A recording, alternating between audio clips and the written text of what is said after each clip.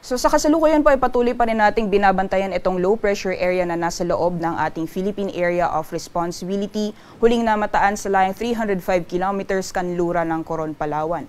Ang nasabing low pressure area, kung makikita po natin dito sa ating latest sa satellite image, wala po siyang dalang mga kaulapan na posibleng magdulot ng buong araw na tuloy-tuloy ng mga pag-ulan sa anumang bahagi ng ating bansa at hindi din po natin inaasahan na ito ay magiging isang ganap na bagyo.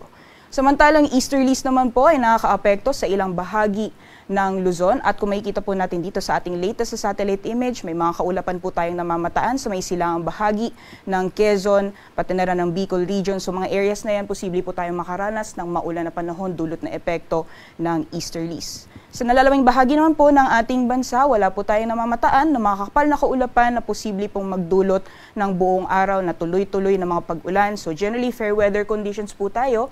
Di ba na lang po yung mga posibilidad na mga biglaan o mga panandaliang buhos ng ulan dulot ng mga thunderstorms or isolated thunderstorms na mas madalas nararanasan sa hapon o sa gabi. Sa labas naman po ng ating Philippine Area of Responsibility ay patuloy pa rin po nating minomonitor itong tropical depression or bagyo na nasa labas ng mahigit nasa 2,600 kilometro east-northeast ng extreme northern Luzon. Sa ngayon po, itong tropical depression ay patuloy pa rin pong kumikilos papalayo ng ating bansa at hindi po natin inaasahan na papasok ito ng ating Philippine Area of Responsibility or makakaapekto sa anumang bahagi ng ating kapuluan sa mga susunod na araw. Over the next few days or over the next 2 to 3 days, itong low pressure area po nito, posibleng malusaw po ito ngayong araw.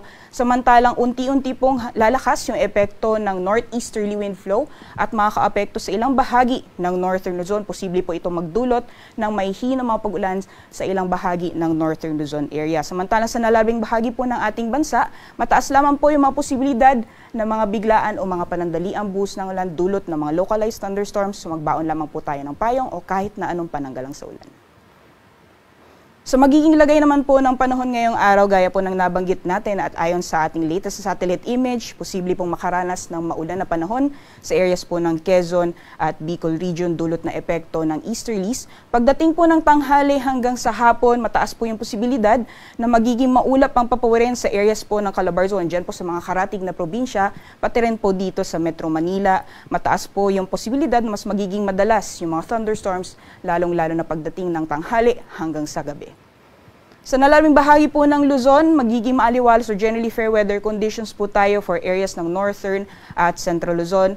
May mga posibilidad lamang po ng mga thunderstorms or isolated thunderstorms pagdating po sa hapon o sa gabi. Temperature forecast naman po ngayong araw sa mga piling syudad dito sa Luzon for Lawag, pati na rin sa Tugigaraw. Maximum temperatures po natin aabot ng 33 degrees Celsius, 17 to 23 degrees Celsius para dito sa Baguio, 32 degrees Celsius maximum temperatures for Metro Manila, pati na rin dito sa Legazpi at agwat ng temperatura para sa Tagaytay ngayong araw maglalaro mula 23 hanggang 30 degrees Celsius. Sa magiging lagay naman po ng panahon sa nalalabing bahagi po ng ating bansa.